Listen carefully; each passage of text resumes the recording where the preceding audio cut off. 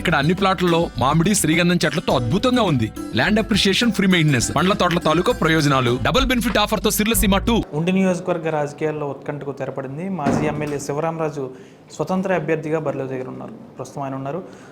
మీ నాయకులు, కార్యకర్తలు, అభిమానులతో సంప్రదింపులు అయిన తర్వాత ఈ నిర్ణయం తీసుకున్నారా, లేకపోతే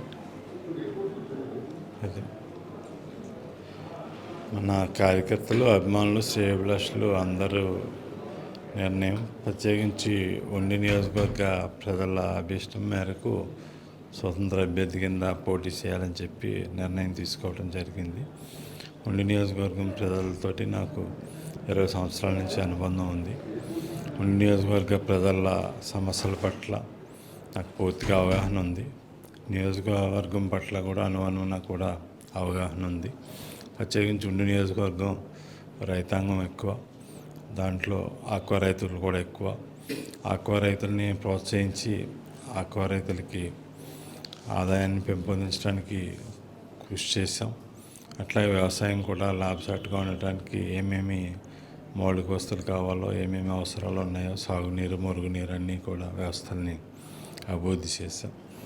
ప్రత్యేకించి పేదవర్గాలు అభివృద్ధి చెందాలి, పేదవర్గాలకి కష్ట నష్టాల్లో మనం అండదండగా ఉన్నాం, అందరికీ కూడా అందుబాటులో ఉన్నాం. ఈరోజు ఉండి నియోజకవర్గంలో పరిస్థితి రైతాంగ సమస్యల్లో తీరాలి, అట్లాగే అందరికి పేద, బడుగు, బలహీన వర్గాలకి కూడా అందుబాటులో ఉండాలి అనేది ప్రజల ఆకాంక్ష. ప్రజల ఆకాంక్ష తగ్గట్టుగా నేను అందరికీ అందుబాటులో ఉండి, అందరూ కష్ట నష్టాల్లో ఖచ్చితంగా చేదోడు వాదోడుగా ఉండి, అందరినీ ఏదైతే ప్రజల్లో అభిష్టం ఉందో ఆ అభిష్టం ప్రకారం నడుచుకోవడానికి సన్నద్ధుడై ప్రజాక్షేత్రంలోకి స్వతంత్ర అభ్యర్థిగా రాబోతున్నాను. ప్రజలందరూ కూడా నన్ను ఆశీర్వదించి, ఆదరించి ఆశీస్సులు ఇస్తారు. వారి ఆశీస్సులతోటి నియోజకవర్గాన్ని, ప్రజానీకాన్ని అందరినీ కూడా మరింత ముందుకు తీసుకెళ్లే కార్యక్రమం చేస్తాం.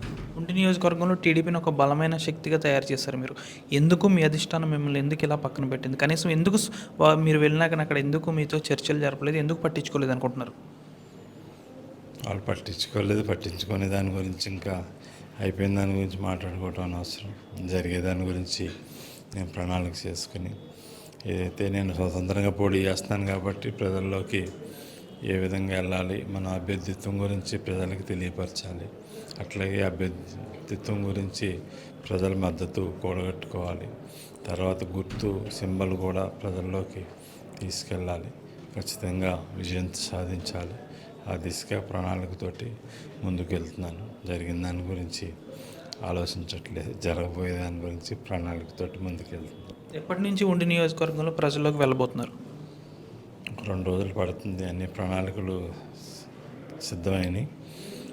దానికి అన్ని కార్యాచరణ తగ్గట్టుగా ఏర్పాట్లు చేసుకోవాలి. అన్ని ఏర్పాట్లు చేసుకొని పక్కా ప్రణాళికతోటి ప్రజల్లోకి వెళ్ళబోతున్నారు. మీరు ఒక స్వచ్ఛంద సంస్థ కూడా నడుపుతున్నారు. ఈ ఇండిపెండెంట్ అభ్యర్థిగా మీరు వెళ్తున్నారు. మీకు ఆ స్వచ్ఛంద సంస్థ ఏ విధంగా ఉపయోగపడుతుంది అనుకుంటున్నారు మీ స్వతంత్ర అభ్యర్థి రేసులో? ఇప్పుడు ప్రజలకి ఒక భరోసా ఉంటుంది. నేను స్వచ్ఛంద సేవా సంస్థ ద్వారా 2019లో ఆర్థికంగా ఇబ్బంది పడ్డాను, దెబ్బతిన్నాను. కాబట్టి ఈ స్వచ్ఛంద సేవా సంస్థ కార్యక్రమాలు ఆర్థిక పరిస్థితులు ఇబ్బందిగా ఉండి నడపలేకపోయాను. ఇప్పుడు ఆర్థికంగా కూడగట్టుకున్నాను, కుటుంబ సహకారం కూడా తీసుకున్నాను. కాబట్టి స్వచ్ఛంద సేవా సంస్థ ద్వారా అందరికీ సేవలు అందుతాయి. ప్రభుత్వం నుంచి వచ్చే సేవలతో పాటు సంస్థ ద్వారా సేవలు చేయూతనిస్తాం. అలాగే నేను ఎమ్మెల్యేగా, ప్రజాప్రతినిధిగా ఎన్నికైతే అందరికీ అందుబాటులో ఉంటా, అన్ని సమస్యల పట్ల స్పందిస్తా, అవసరమైన చోట్ల ప్రభుత్వాన్ని ప్రశ్నిస్తాను. ప్రజలకు అందాల్సిన అభివృద్ధి, సంక్షేమ ఫలాలు అందరికీ సమర్థవంతంగా అందేటట్టు ప్రభుత్వ సహకారం కూడా తీసుకొని అందేటట్టు కూడా పక్కా ప్రణాళికతోటి అందరికీ అందుబాటులో ఉండి అందరికీ సేవ దృక్పథంతో పనిచేస్తాను. అంటే పార్టీకి ఎప్పుడు రాజీనామా చేస్తారు టీడీపీకి? నేను స్వతంత్ర అభ్యర్థిగా పోటీ చేస్తున్నాను. నాకేమీ పార్టీలో పదవులు ఏమీ లేవు నాకు. నేను ఇండిపెండెంట్, స్వతంత్రం. అంటే టీడీపీని వీడినట్టేను. ఇంకా స్వతంత్ర అభ్యర్థి కింద ఉన్నాను కదా, నేను అందరి వాడిని.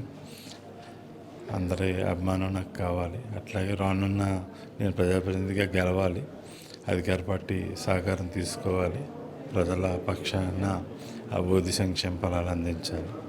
అవన్నీ కూడా జరుగుతాయి. దఫాలుగా కార్యకర్తలు, నాయకులు, అభిమానులతో చర్చలు జరిపిన తర్వాత ఇండిపెండెంట్ అభ్యర్థిగా రేస్లో ఉన్నాను. అంతేకాకుండా నేను ఒక స్వచ్ఛంద సంస్థ కూడా నడుపుతున్నాను. నా విజయంలో ఈ స్వచ్ఛంద సేవా సంస్థ కూడా కీలక పాత్ర పోస్తుంది. ఎలా అయితే నియోజకవర్గంలో రైతాంగం ఎక్కువ, వీరి సాధక బాధకాలన్నీ నాకు తెలుసు. వారి యొక్క బాధలన్నీ తీర్చడానికి నేను ముందుంటాను. మరికొన్ని రోజుల్లోనే ఉండి నియోజకవర్గంలో అందరినీ కలుసుకుంటాను, అందరితో నడిచి ముందుకు వెళ్తానని కూడా శివరామరాజు చెప్తున్నారు. వీడియో జర్నలిస్ట్ శేఖర్తో మనోజ్, RTV పశ్చిమ గోదావరి నుంచి. మరిన్ని వీడియోస్ కోసం ఛానల్ ని సబ్స్క్రైబ్ చేయండి, లేటెస్ట్ అప్డేట్స్ కోసం వాట్సాప్ ఛానల్ ని ఫాలో చేయండి అండ్ లింక్ డిస్క్రిప్షన్ లో ఉంది.